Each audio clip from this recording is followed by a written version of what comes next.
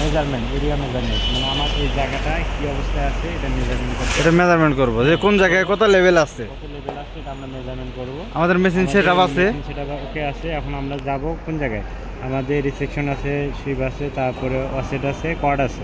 তো আমরা প্রথমত কর্ডে যাব। আমরা পেজ 1 এ আছি, এটা হচ্ছে আমাদের পেজ 1। হ্যাঁ ওকে। আমি এখন হচ্ছে পেজ 1 এ আমাদের নন পিজমে আছে। আমরা যদি পিজম করতে চাই শিপে চাপ দিলে পিজম হয়ে যাবে। শিপে চাপ দিলে পিজম হয়ে যাচ্ছে। ওকে, এটা হচ্ছে পিজমের চিহ্ন।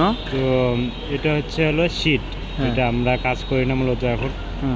আর এটা নন পিজমে আমরা ফিল্ডে কাজ করবো এখন। ওকে, সো এখন কর্ডে যাবো, যাওয়ার পর অবজারভেশনে যাওয়ার পরে আমরা হচ্ছে হলো কোন আমাদের এখানকার যে জায়গাটা বা লোকেশন, এটা আমরা চেঞ্জ উপায়ে আমরা লিখে দেব।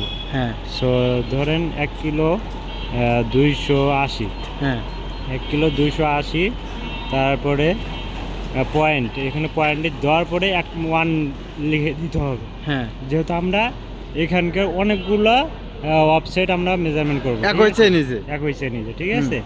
সো আমরা প্রথমত মেজার করি। প্রথম ইয়েতে কাছাকাছি নেন, এই কাছেই নেন।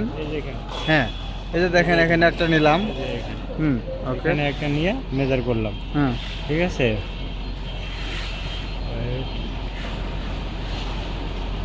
মেজার করবো এখন, এটা হচ্ছে 1।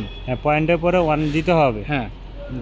তারপরে মেজার পরে আমরা এখানে কি করবো, রেকর্ড। এই যে রেকর্ড, রেকর্ডে ক্লিক করবো। রেকর্ড করার পরে তারপরে আমাদের হচ্ছে হলো ইয়েস দিতে হবে। এখন আমার কি আসছে, 2 নম্বরে যাব আমরা। এখন আমরা এটা আবার মেশিনটা শিফট করে নেব আমাদের এখানে, নেওয়ার পর লক করে দেবো। দেওয়ার পরে আবার দ্বিতীয়তে আমার আর মেজার দিতে হবে না, তখন আমি অটোতে ক্লিক করবো, শুধু অটো। 2 নাম্বারটা আমার নেওয়া শেষ হয়ে গেলে ওভারওয়ে, এই যে আপনার 2 নাম্বার নেওয়া শেষ হয়ে গেছে। এখন আমরা 3 নাম্বারটা নেব। 3 নাম্বারটা ওকে 3 নাম্বার নেওয়ার পরে আবার অটো দিলাম। ওকে, আমার একটা চেঞ্জে নেওয়া শেষ, এখন আমরা পরের চেঞ্জে যাব।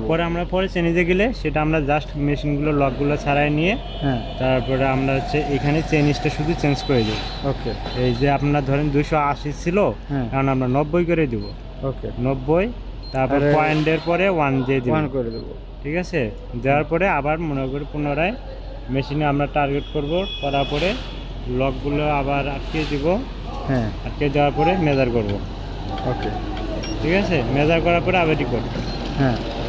ঠিক আছে। এই যখন দুটোই রেকর্ড হয়ে যাবে তখন আর আমার এই মেজারে চাপ দিতে হবে না।